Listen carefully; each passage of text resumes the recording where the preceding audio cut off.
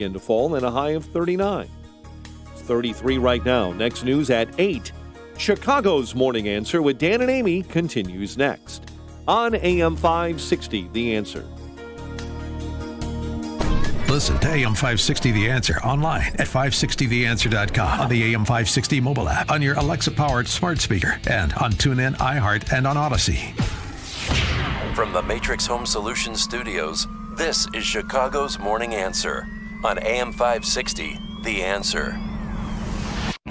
If you're looking for the latest news, insight into what it means, and the sharpest opinion, there's only one station in Chicago where you can turn, and it's this one. We're AM 560, The Answer. Top of the morning, Dan and Amy. This may stun our next guest, but he might even be supportive of it like I am. I am in agreement with Jen Psaki, the White House spokesman, as well as Speaker Pelosi and Senate Majority Leader Pagliacci. What do I agree with them on? I don't know. Capitol Hill staffers looking to form a union. Oh, in order to form a more perfect union. Maybe they're singing Schoolhouse Rock. union spirituals as well. I don't know. Yeah, really? She was asked if the president supports that. Psaki was, and she said he does. And it supports the right of any individual to seek to join a union to collectively bargain, as I do. But I'm particularly supportive of this cohort of workers forming a union because, why? Because hopefully they would go on strike. If the Capitol Hill staffers went on strike, that would bring all the Washington rulemaking and interventions into our lives to a screeching halt. That would be a good thing. And I would actually support routine strikes there. I would even consider supporting, supporting pay increases, but not so much that they wouldn't strike. You got to just calibrate this perfectly right in order to keep them out of work. Pay them not to work. Pay them to strike, so there's nobody to do the bidding of the politicians. They can just speechify to one another on the floors of the respective chambers, and then nothing gets done. That would be better. Wouldn't it, Steve Moore? Steve Moore, Trumponomics author, Wall Street Journal columnist, also the author of the new book, Govzilla. You want to pick that up? Steve? Are you there, Good morning. Steve? Oh, Good morning. What do you think about that? Yeah, Capitol Hill morning. Staffers Union. I like it. Yeah, well, I support that idea because, somebody has to write those, 6,000-page bills, and stay up in the wee hours. By the way, when I worked as a congressional staffer many, many, many, many years ago, we weren't even eligible for the minimum wage. There were none of the labor rules that applied to all the other workers applied to people. We were like slaves, indentured servants. But then we changed that. Incidentally, I want to say this loud and clear to your audience. I am very pro-union. I am in total solidarity with the truckers in Canada who are protesting. I want the workers of the world to unite. I'm in favor of that totally. I love, by the way, if you've been following the story in the Washington Post, and the left is so indignant. I mean, how dare these people question the authority of the experts? And they should be put in jail. They should be hung from the rafters for their sedition. They're calling it sedition. Sedition. Well, they might have one here because the Super Bowl's this Sunday, believe it or not. They might have truckers. No, there's talk of having truckers outside and basically trying to shut down the Super Bowl this Sunday. Unless their demands are met and they want to end all mask mandates and vaccine mandates. Yeah, but how dare they? I mean, I love this. The left loves to talk about how we're in solidarity with the working men and women and these truckers in Canada and the United States. Most of them are members of the Teamsters or other unions. So, but the left, oh my gosh, how dare these are the kind of people. By the way, the American media today, they're so far left that during the Tiananmen Square protest, they would have been on the side of the Chinese government. Yeah. Yeah, opposed to Tank Man there. Well, how about jerry can men and women up in Canada? So in response to the effort to cut off fuel lines to the truckers, this is what they did. Take a listen. So guys, I see you carrying these empty jerry cans around. Can you tell me why you're doing this? Sure, absolutely. Well, as you know, what happened last night, the city police went and stole all the fuel out of the depot out by the ball stadium, and that was our money. I mean, they stole gas from the truckers, and we paid for it all with our own money. So today we're just kind of protesting a little bit by bringing empty jerry cans, and today they're filled with love. Tomorrow they're all going to be filled with gasoline and diesel to support our truckers again. Thanks. That's why we're doing what we do. Thanks, guys.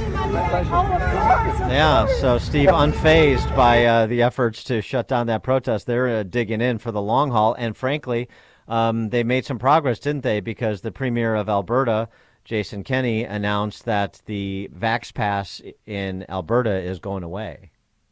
Really? Okay, Yeah. so we're making some progress here. Yep. But, this is really, it is interesting because now I saw this morning that they're making it illegal. You can be arrested if you provide any kind of support for the truckers, So even like cheering them on the side of the road or, God forbid, bringing them water or gasoline or anything like that would be arrestable. And it's just, we're going to see this in the United States. I think you're exactly right.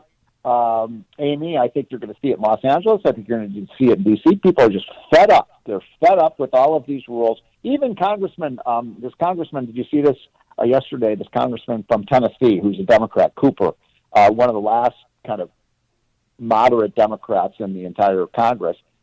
He's retiring, and he said, the problem with our party, all we want to do is boss around people. And I said, that's exactly what they do. They just want to be bossy. They want to tell us how to run our lives, and we want to be free of the politicians' rules and regulations and mandates.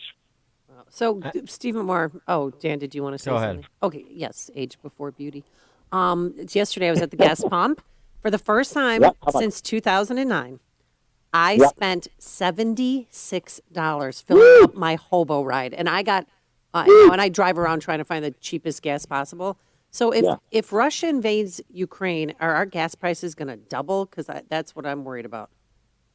Not double, but right now the world price of oil is $90 a barrel. It was about $60 a barrel not long ago. So that's a big increase. And by the way, that hasn't filtered yet down to the price at the pump. So the price of gas. In fact, I just wrote a column on this morning that the price of gas is going to go in many areas. What do you pay right now for gas in the Chicago area? Well, I paid last night $3.75, which that's well, in downtown Chicago it's in the fours. It's like $4.30. Yeah, so you're gonna be paying in downtown Chicago. You're gonna see about another 50-cent increase in the price across the country because of the supply shortages. And this is a real hardship. You said I paid $68 for my fill up the other day. Maybe you have a bigger tank than I do.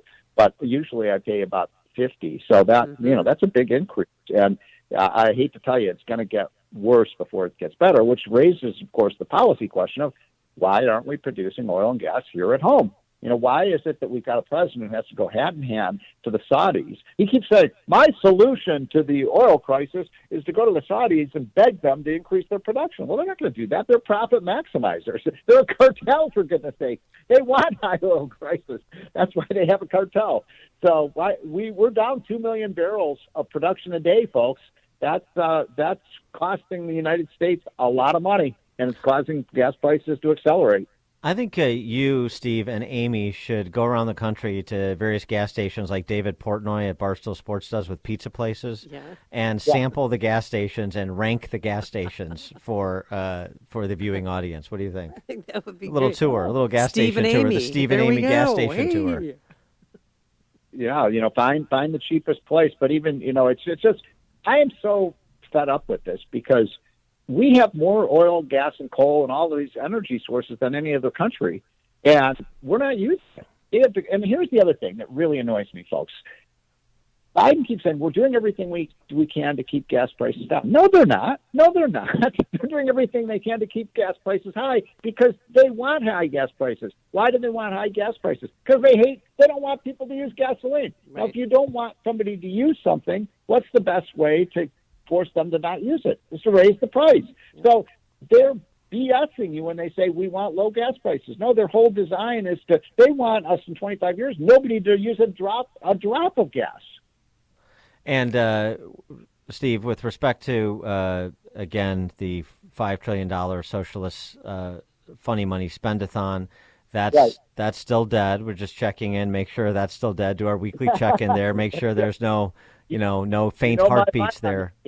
Yeah. My line on this is Build Back Better, Build Back Broker, I call it, because it bankrupt our country. That bill will be, when I will know for certain that bill is dead? When Republicans control Congress. When Nancy Pelosi is no longer the Speaker of the House. Then I can sleep well at night because, I always worry. Look, Manchin's the man right now, but he's a politician. He loves to cut deals.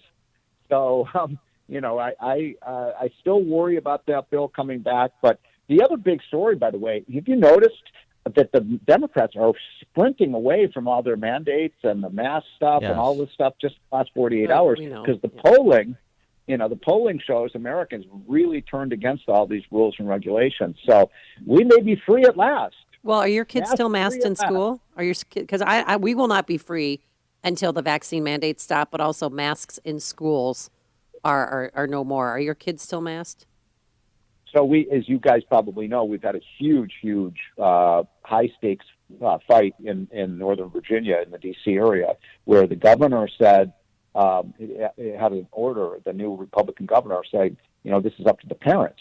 And what they're doing in the Loudoun County schools is they're basically not letting the kids without masks in the schools, or like George Wallace, remember George Wallace in front of the schools, you can't enter here, or they're segregating the kids without masks and putting them in the cafeteria or in the gym, where they do remote learning. And now they're threatening, I'm not making this up, now they're threatening to arrest the parents and the kids for trespassing if they dare enter the school grounds without a mask on. Yeah, well, they got the school districts that want masks, mandatory masking, also got a TRO against the Youngkin executive order, so that's being battled out in court there, just like it is in Illinois. Right.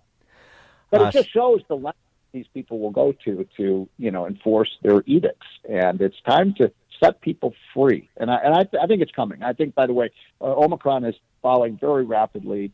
In 10 days or so, I think we will be free at last from all these stupid rules until we have the next wave of a flu virus. And, of course, they'll want to shut everything down again, Dan.